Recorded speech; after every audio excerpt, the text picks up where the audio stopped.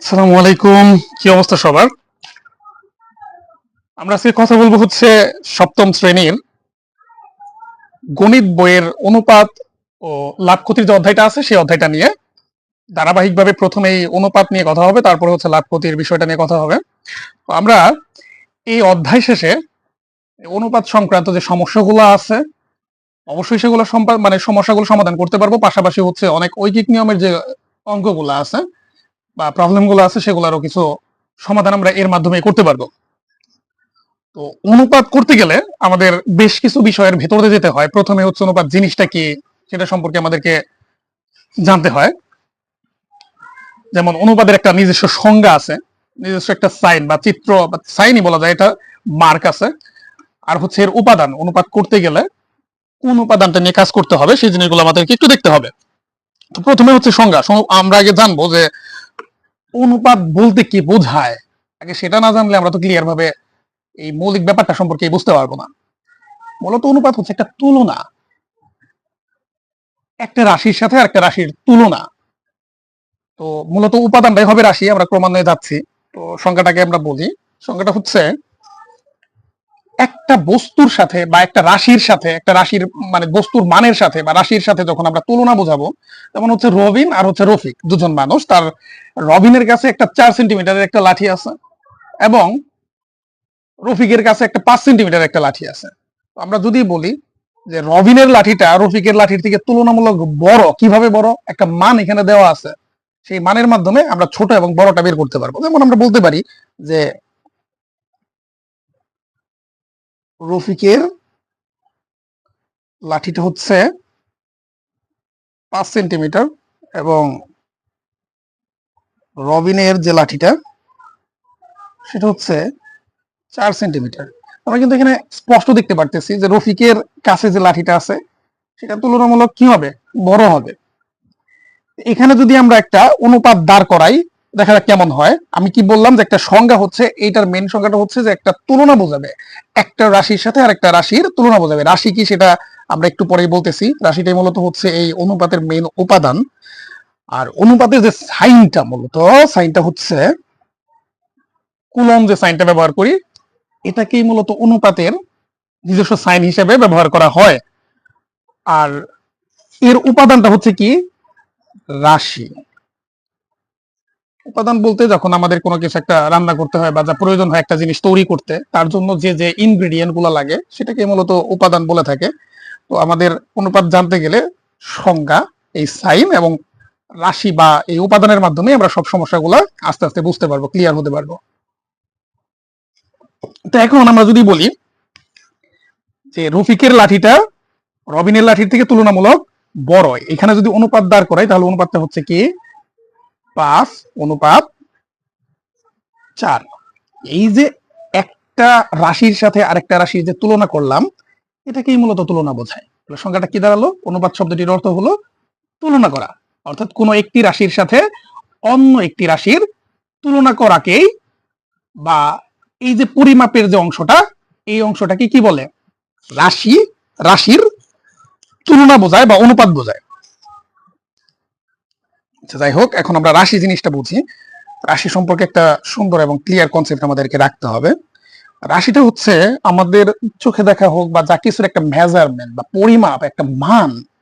যে মানটা আমরা বলতে পারি বা দেখতে পারতেছি যে এটার মান এইরকম, যেরকম যে লাঠির একটা মান দেওয়া আছে, ঠিক প্রত্যেকটা জিনিসেরই একটা মান যদি প্রকাশ করা যায় সেটাকেই সেই পদার্থের বা সেই বস্তুর রাশি বলা হয়। সাধারণত দুই ধরনের রাশি আমাদের বেশি প্রচলিত আছে, বা যেটা সম্পর্কে আমরা জানি, স্কেলার বা হচ্ছে ভেক্টর রাশি। ভেক্টর রাশি বলতে এখানে বোঝায় যে ভৌত যে বস্তুগুলো আছে সেই বস্তুগুলার যদি দিক এবং মান থাকে তাহলে সেটাকে ভেক্টর রাশি বলে। আর যে পদার্থটা শুধুমাত্র মান আছে সেটাকে বলা হয় হচ্ছে স্কেলার রাশি। তো এখানে মূলত আমরা রাশিটা দেখতেছি যে কোনো একটা জিনিসের মান যদি হয় 1 কেজি আলু, এই যে এখানে একটা 1 কেজি আলু রফিকের কাছে একই রকম ভাবে যদি 1 কেজি আলু থাকে, আর রবিনের কাছে হচ্ছে 2 কেজি আলু,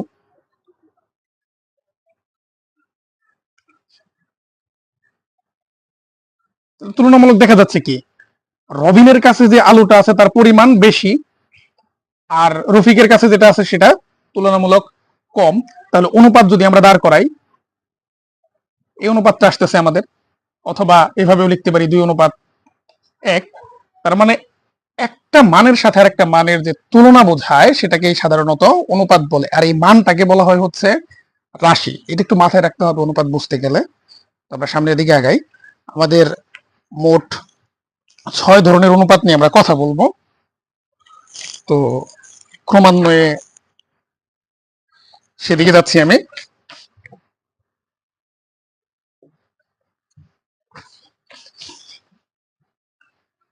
আমরা মূলত প্রথমে দেখবো হচ্ছে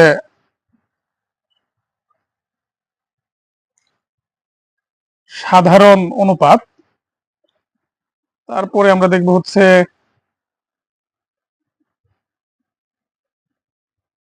বহুরাশিক অনুপাত, তারপরে দেখব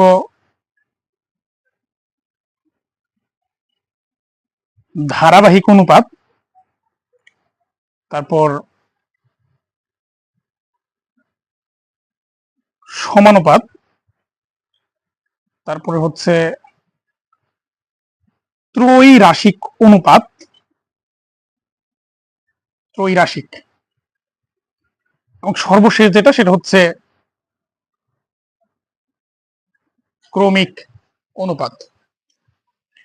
তো প্রথমে যেটা সাধারণ অনুপাত, এটা ওইভাবে বইতে লেখা না থাকলে আমি মনে করি এই কনসেপ্টটা জানা দরকার।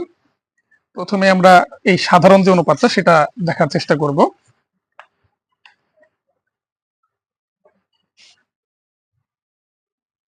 আমরা অবশ্যই রাশি সম্পর্কে দেখেছি, রাশিটা কিন্তু মাথায় রাখতে হবে। অনুপাত পড়তে গেলে প্রত্যেকটা সময় আমাদের এই রাশি বিষয়টা চলে আসবে। তো সাধারণ অনুপাত বলা হবে সেটাকেই যখন মাত্র দুইটা রাশির মধ্যে কোনো তুলনা বোঝাবে। কয়টা রাশি থাকবে? দুইটা রাশি। সাধারণ অনুপাতে মাথায় রাখতে হবে যে এখানে রাশি থাকবে দুইটা। একটু আগে আমরা যে রফিক এবং রবিনের মধ্যে একটা তুলনা বোঝাইলাম, এখানে রাশি ছিল কিন্তু দুইটা। দুইটা রাশি নিয়ে যখন আমাদের কোনো অনুপাত গঠন করা হবে তখন সেটাকে বলা হবে হচ্ছে সাধারণ অনুপাত। কিরকম ছিল? যদি এরকম থাকে যে 5:3, এখানে রাশি দুইটা, এই যে একটা রাশি, এই যে একটা রাশি। সাধারণত এটাকে বলা হয় হচ্ছে পূর্ব রাশি, এটাকে বলা হয় উত্তর রাশি। তার মানে যে অনুপাতে একটি পূর্ব রাশি ও একটি উত্তর রাশি থাকে, এখানে মধ্য রাশি বা অন্যান্য কোনো রাশির কোনো প্রয়োজন পড়ে না, মাত্র দুইটা রাশি থাকে, তখন সেটাকে বলা হয় হচ্ছে সাধারণ অনুপাত। আশা করি ব্যাপারটা তোমরা বুঝতে পেরেছো। তারপরে আমরা দেখবো হচ্ছে বহুরাশিক অনুপাত। এগুলা খুব একটা জটিল কিছু না, তারপরে ধারাবাহিক থেকে একটু একটু সামনের দিকে জটিলতা বাড়তে থাকবে।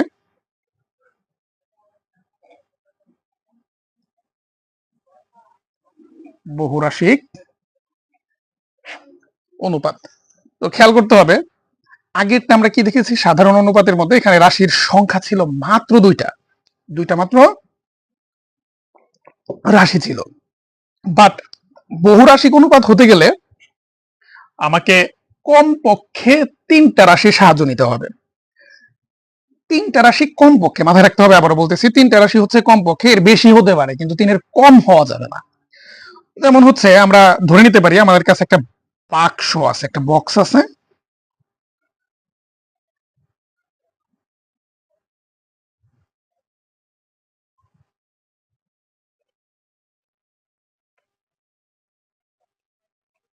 আমাদের কাছে একটা বক্স আছে। তো সেই বক্সের দৈর্ঘ্য ধরে নিলাম আমরা 7 সেন্টিমিটার, এবং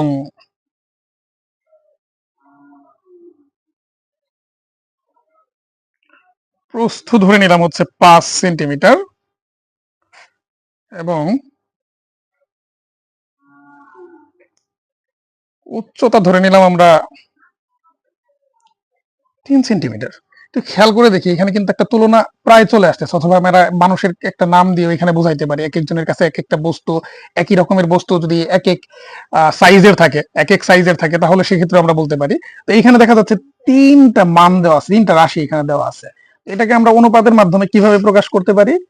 7 অনুপাত 5 অনুপাত 3। তার মানে ব্যাপারটা হচ্ছে যে অনুপাতটা গঠিত হবে কমপক্ষে 3টা রাশি নিয়ে তাকে বলা হবে হচ্ছে বহু রাশিক অনুপাত। মানে বহু রাশি থাকবে এখানে, 2 এর অধিক থাকবে, 2 এর কম না, 2 এর বেশি থাকতে হবে। 3টা, 2 এর অধিক বলতে 3টাও থাকতে পারে বা তার বেশিও থাকতে পারে, এরকমও থাকতে পারে। 7 অনুপাত 5 অনুপাত 3 অনুপাত 2। তার মানে এখানে 4টা আছে, এরকমও থাকতে পারে। কিভাবে? আমরা মনে করতে পারি যে আমরা কয়েকজন বন্ধু মিলে একটা ব্যবসা শুরু করেছি, সেই ব্যবসার মধ্যে আমরা 4জন অংশীদার আছি। তো দেখা গেল যে বছর শেষে যে মুনাফার অংশটা বের হবে, যে মুনাফাটা আসবে, সেই মুনাফা 4জনের মধ্যে বিভক্ত বা ভাগ করা হবে, তার একটা অনুপাত আগে থেকে চুক্তিপত্রে উল্লেখ ছিল। যেমন আমরা বলতে পারি মুনাফা যাই হোক, তার মোট যে অংশটা হবে সেখান থেকে রফিক পাবে হচ্ছে 9 অংশ মোট অনুপাতের, সেখানে শফিক পাবে হচ্ছে 8 অংশ। বললাম রবিন, রবিন পাবে হচ্ছে 7 অংশ এবং রাহাত পাবে হচ্ছে 3 অংশ। তার মানে যতটুকুই আমাদের মুনাফা হবে তার মোট অনুপাতের 9 অংশ বা 9 ভাগ পাবে হচ্ছে রফিক, 8 ভাগ পাবে শফিক, 7 ভাগ পাবে রবিন এবং 3 ভাগ পাবে হচ্ছে রাহাত। তাহলে এটাকে যদি আমরা অনুপাত আকারে লিখতে চাই, তাহলে কি হচ্ছে এখানে রাশিগুলো? 9 অনুপাত 8 অনুপাত 7 অনুপাত 3। তাহলে এখানে দেখা গেল যে আমাদের টোটাল 4টা রাশি আছে। এখানে কয়টা রাশি আছে আমাদের? 4টা রাশি আছে। তার মানে 3-এর বেশি আছে, 3-এর কম নাই। এরকম যদি হয় যে কম পক্ষে 3টি এবং তার বেশি থাকতে পারে, তাহলে এই ধরনের অনুপাতকে বলা হয় হচ্ছে বহুরাশিক অনুপাত। আশা করি ব্যাপারটা তোমরা বুঝতে পেরেছ। এরপরে কিছুটা আমরা একটু জটিলতার মধ্যে আগাবো, সেটা হচ্ছে ধারাবাহিক অনুপাত নিয়ে কথা বলবো এখন। এইখানে এই ধরনের অনুপাতের আমি কোনো কাজ দিচ্ছি না, বাট ধারাবাহিক অনুপাত বোঝানোর পরে এখান থেকে কিছু কাজ আমি তোমাদেরকে দিব। তো প্রথমে আমরা দেখি ধারাবাহিক অনুপাত।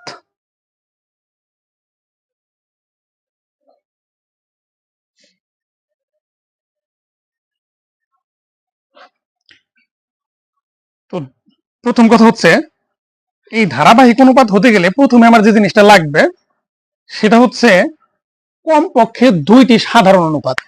এটা মাথায় রাখতে হবে। ধারাবাহিক অনুপাত গঠিত হতে গেলে সেখানে 2টা সাধারণ অনুপাত লাগবেই। 2টা সাধারণ অনুপাত ছাড়া কোনোভাবেই ধারাবাহিক অনুপাত গঠন করা যাবে না। তার মানে এখানে মেইন কন্ডিশন কি? এখানে আমরা যে কন্ডিশনটা দেখলাম সেটা হচ্ছে ধারাবাহিক অনুপাত গঠিত হতে গেলে 2টি সাধারণ অনুপাত প্রয়োজন। কয়টা সাধারণ অনুপাত লাগবে এখানে? 2টা সাধারণ অনুপাত লাগবে। এবং এখানে আরো একটি বিষয় আছে, এবং এই বিষয়টা খুবই গুরুত্বপূর্ণ। আমাদের প্রথম যে অনুপাতটা হবে এবং দ্বিতীয় যে অনুপাতটা হবে, এইখানকার মধ্যে 2টা অনুপাতের মধ্যে একটা কমন মিল রাখতে হবে, একটা মিল এখানে রাখতে হবে। তো সেটা কিভাবে মিল রাখতে হবে চলো আমরা একটু দেখি। আমরা মনে করে নেই যে একটা পরিবারের পুত্রের বয়স 15 বছর, পিতার বয়স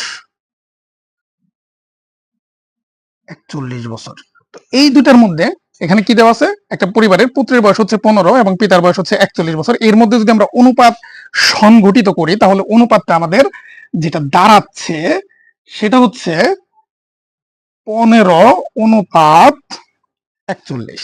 এটা কিন্তু আমরা প্রথমেই পেয়েছি। ঠিক একই রকম ভাবে আমাদের দ্বিতীয় অনুপাতটা যদি আমরা এরকম ভাবে দেওয়া থাকে যে ওই পরিবারেরই পিতা এবং দাদার বয়সের অনুপাতটা যদি দেওয়া থাকে, যেমন হচ্ছে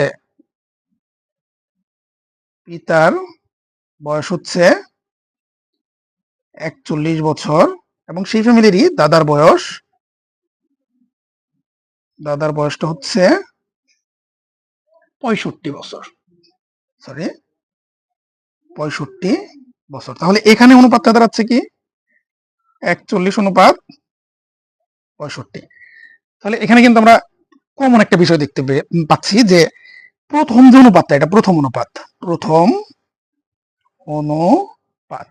এবং এটা হচ্ছে দ্বিতীয় অনুপাত। তো এই প্রথম অনুপাতের যে শেষ রাশিটা মানে উত্তর রাশি আর দ্বিতীয় অনুপাতের যে প্রথম রাশিটা, এর মধ্যে একটা মিল থাকতে হবে, তা না হলে কিন্তু ধারাবাহিক অনুপাত হওয়া যাবে না বা হবে না। আমরা আবারও বলতেছি, প্রথম যে অনুপাতটা আছে সেই অনুপাতের শেষ রাশি বা উত্তর রাশি এবং দ্বিতীয় অনুপাতের যে প্রথম রাশি এর মান এক হবে, তবেই সেটাকে দিয়ে আমরা কি করতে পারবো, ধারাবাহিক অনুপাত গঠন করতে পারবো। অন্যথায় করা যাবে না, কারণ এটাকে যদি ধারাবাহিক অনুপাতে লেখা হয়, কারণ এখানে দেখতেছি কি এই যে 41 বছর, এটা কিন্তু পিতার বয়স, ঠিক একই রকম ভাবে এখানেও 41 বছর, এটাও কিন্তু সেই পিতারই বয়স, বাট আলাদা আলাদা ভাবে দুইটা অনুপাত হয়েছে। এখন এইটাকে আমরা চারটা রাশি না লিখে এভাবে লিখতে পারি যে 15:41:65। কারণ কি, এই অনুপাতেও এটাই পিতার বয়স যেটা হচ্ছে 41 বছর, এই অনুপাতেও এটা হচ্ছে পিতার বয়স যেটা হচ্ছে 41 বছর।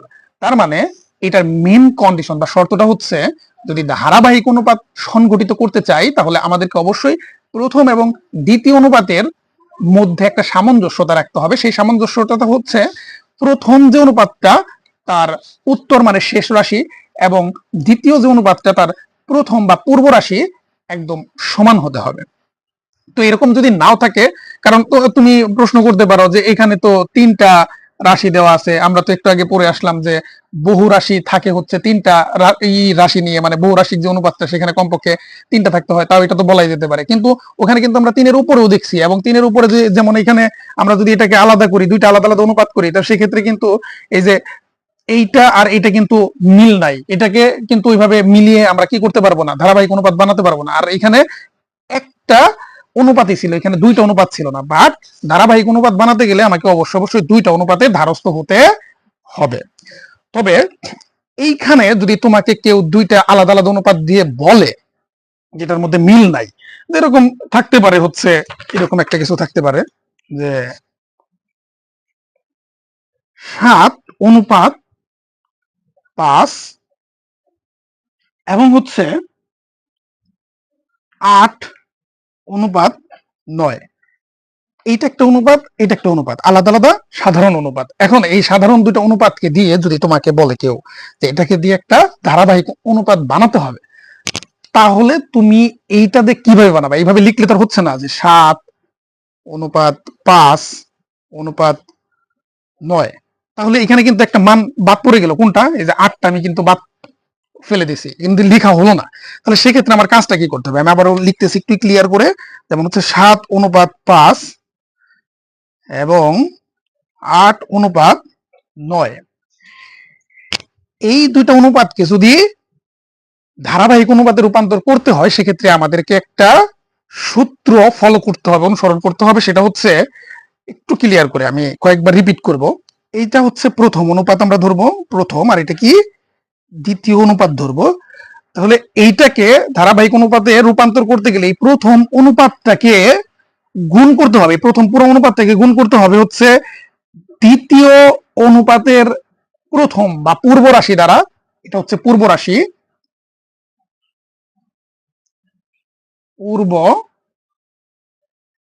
রাশি, এবং দ্বিতীয় যে অনুপাতটা আছে এই দ্বিতীয় অনুপাতকে পুরোটাকেই গুণ করতে হবে হচ্ছে প্রথম অনুপাতের উত্তর রাশি দ্বারা,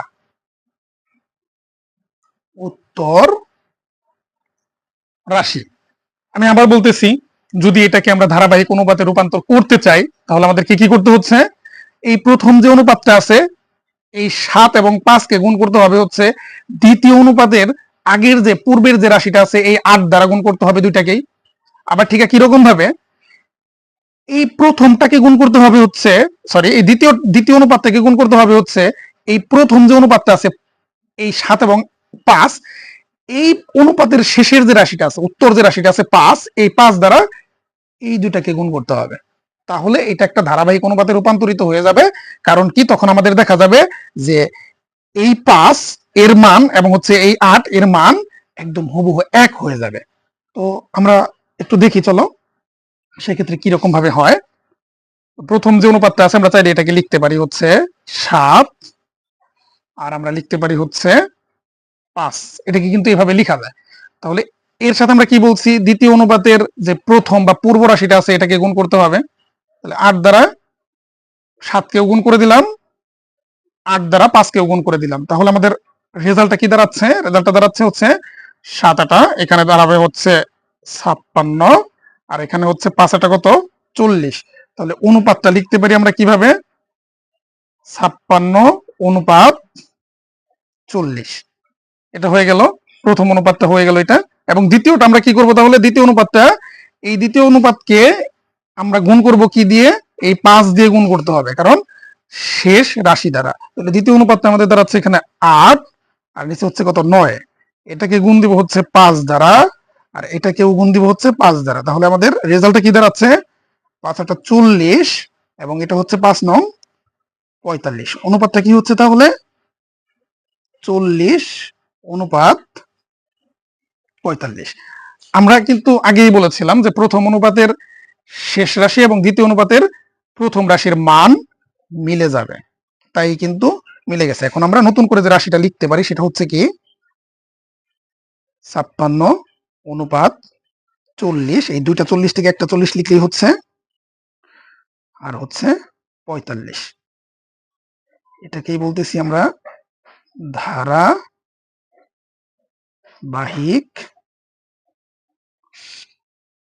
অনুপাত। আশা করি তোমরা ব্যাপারটা বুঝতে পারছো।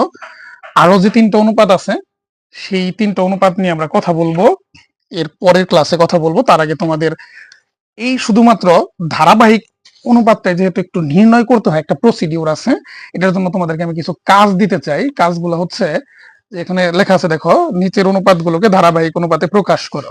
তোমরা একটি স্ক্রিনশট নিয়ে নাও, স্ক্রিনশট নিয়ে এখানে যে অনুপাতগুলো আছে, যেমন প্রথমটা হচ্ছে 12 অনুপাত 17 এবং হচ্ছে 5 অনুপাত 12, এটাকে তোমরা ধারাবাহিক অনুপাতে রূপান্তর করবা। একই রকম ভাবে 23 অনুপাত 11 এবং 7 অনুপাত 13, 19 অনুপাত 25, 9 অনুপাত 17, 5 অনুপাত 8 এবং 12 অনুপাত 17, এই অনুপাতগুলাকে ধারাবাহিক অনুপাতে রূপান্তর করে আমার কমেন্ট বক্সে তোমরা দিয়ে দিবা। ঠিক আছে, আশা করি সবাই বুঝতে পেরেছো। কোনো সমস্যা থাকলে অবশ্যই আমাকে জিজ্ঞেস করবে, কমেন্টে জিজ্ঞেস করবে, আমি উত্তর দেওয়ার চেষ্টা করবো এবং বুঝিয়ে দেওয়ার চেষ্টা করবো। আল্লাহ হাফেজ।